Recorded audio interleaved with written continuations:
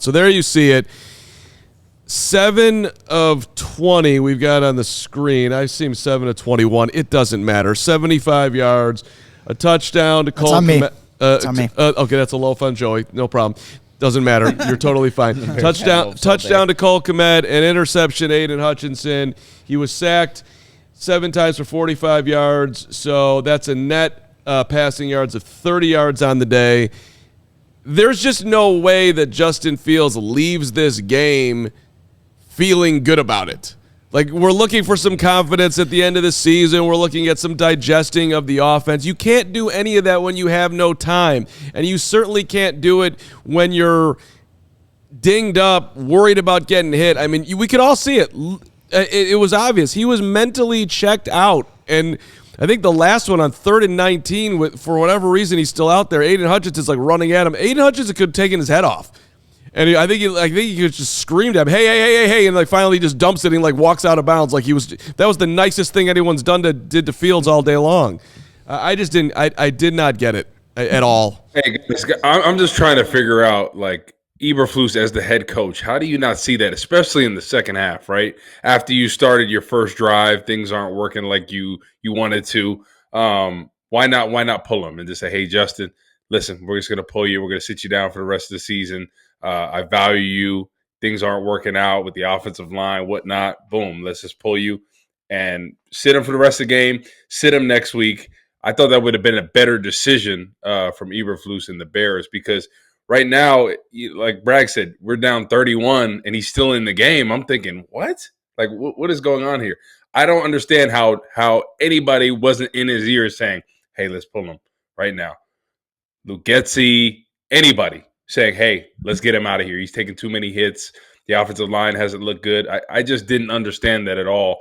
And I think that's negligence to do that to your franchise quarterback. You're treating him like he's a quarterback that still has mountains to prove. That's exactly right. Because if you were in the playoff hunt, you'd be pulled in that game. If you didn't have anything else to prove as a good player on the team, not even great, good player on the team, you'd be pulled in that game.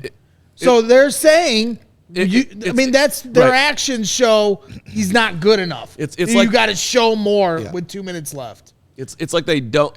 It's like they haven't figured it out themselves if he's good enough. So we need to see more. You know, that goes back to the telecast. The guy calling the game said, well, this is where you got to find, with 2 minutes left in the game, he's like, this is where you got to find out where your quarterback is. What? Down 31, you're not going to figure out anything from your quarterback in that situation. But I think it goes back to just because it's Eberflus.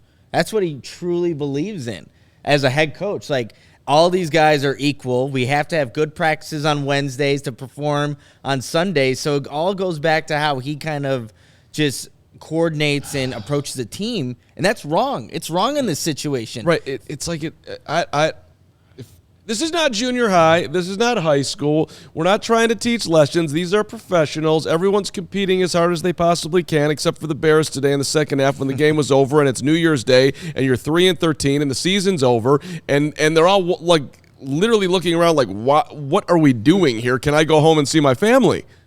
I mean, Wood, I don't know. Can you explain like what it's like to be a player on that field? I don't know. As a player, if I was a veteran guy in the locker room, I would have talked to Eberflus. I would have pulled him to the side and said, "Listen, we have to remove him here." I think that's the problem with this team. There's not enough leaders out there. A lot of veteran guys that people really look up to. And I think when I played, I think if there was something that happened, I think Roberto Garza would have pulled Eberflus to the side and said, "Hey, listen, man. We got to pull them right now. It doesn't make sense at this point, right? Veteran guys that have command of the locker room. And I don't know, maybe that's just the leadership within the locker room. There's not enough leaders. But somebody should have stepped in offensively and said, no, we need to. And then Luke Getsy, right? You're the offensive coordinator. You know what Justin Fields can do. You know when he seems healthy, when he doesn't.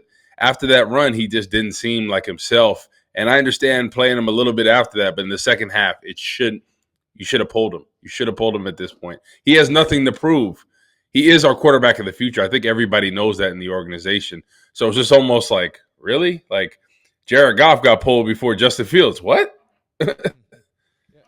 And people are going to push back on that. They're going to be like, well, I would even slightly push back on it. Like, he does have something to prove in the passing game, but he's not going to be able to prove it when you have nobody to protect him. Right. And your receivers. I mean, how many receivers caught a football today? Two receivers. Two. What did Chase Claypool do today? Did he catch a pass? No. That's not good. But it's partly, when you have no time, how do you have any level of success? Can I ask you guys this real quick? Can I ask you guys? So Jalen Hurts last year compared to Justin Fields this year. You feel better about Justin Fields compared to Jalen Hurts last year, correct? Yeah. Everybody? Yes.